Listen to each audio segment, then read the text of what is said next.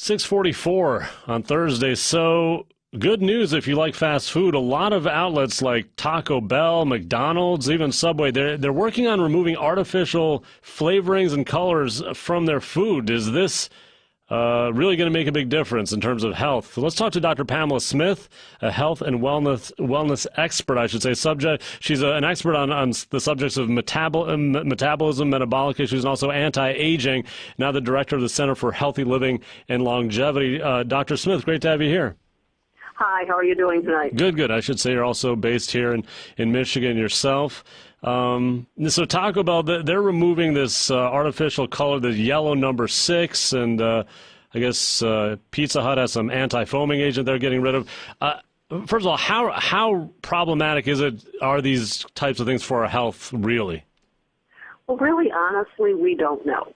There are some positive studies saying that there's no problem. There are some negative studies.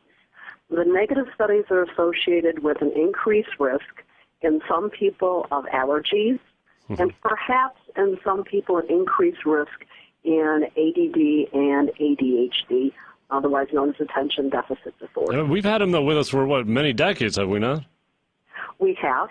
Allergies are on the rise, and ADD is on the rise. Whether they're tied together or not, we're not sure.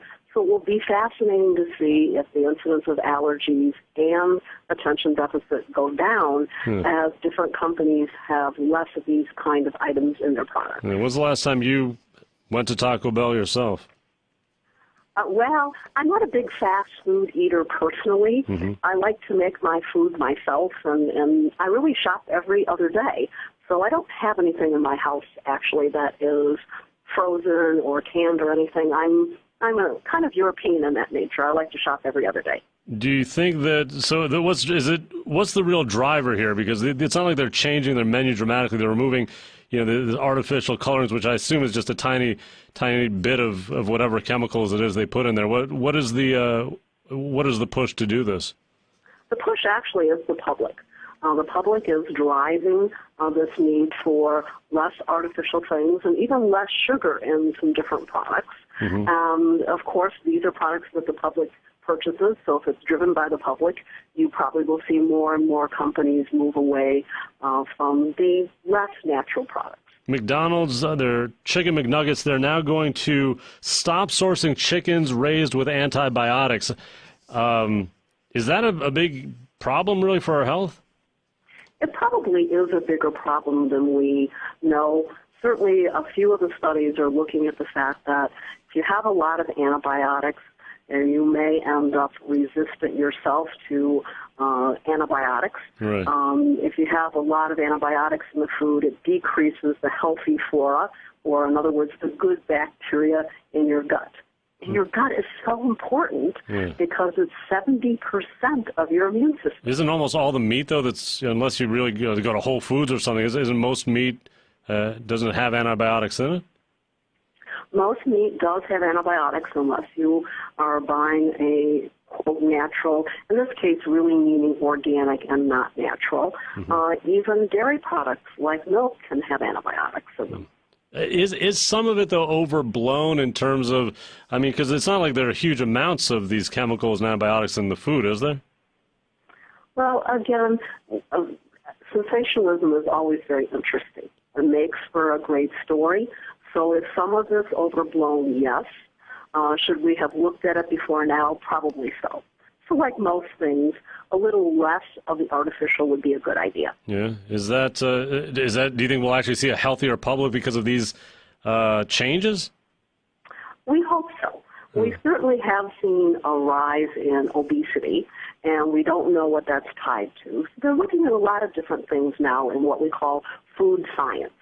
And there really is food science. You can get a PhD in food science. Right. So there are people who study all of it. But the science would be that this is all safe. I assume if the FDA has approved this, we've been eating it for decades. For the average person, this isn't like deadly, or it's not going to make you sick necessarily, is it? No, it's not deadly. It's not going to make you sick. And part of it just may be related to the quantity that you ingest.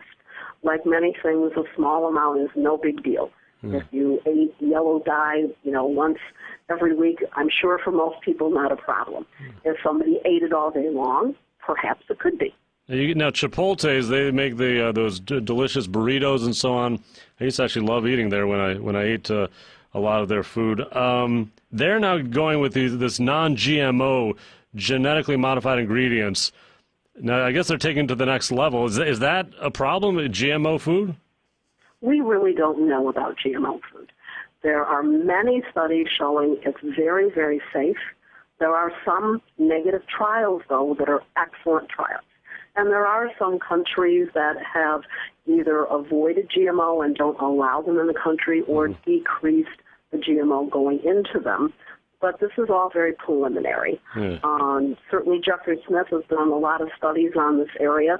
So again, we have studies on both sides. But when people come to you as a doctor, how often do you think their health problems are due to these these artificial ingredients or even GMO? How often is that really the cause of their issues and health problems? Well, again, I do personalized medicine, so it really is different for every patient. What I can tell you is that what's not up for discussion is that 70 to 80% of chronic disease is probably related to how we eat and what we eat. Right. So in terms of quantity or these types of ingredients, these artificial ingredients? Everything. Everything. Certainly quantity is a big issue. People are commonly surprised to find out that a large banana is actually 2 servings of fruit, not 1. So quantity can be a problem as well. Tell me one thing. Artificial sweeteners like aspartame, there's so many different ones out nowadays. What do you think of those? Are they, in terms of our health, what is your view on what the effect is? Well, from the science again, and not really my view, certainly the viewpoint on aspartame is we're moving more away from that sweetener and moving to ones that have better trials, such as stevia. Stevia has been available for many, many years worldwide. So we are the last industrialized country to accept stevia. Is that a natural substance? Or? It is. Stevia comes from a plant, so it is natural. So far, all the trials on stevia have been very positive. No negative trials yet. Well, artificial. I've heard things like aspartame can lead to even issues in the brain, that kind of thing. Do you believe that that's the case?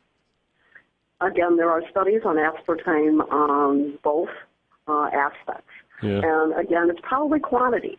If someone is going to drink a diet soda with aspartame in it and they drink 4 liters a day, is that going to be a problem? Probably. If they have 1 glass of soft drink a week, is that going to be a problem?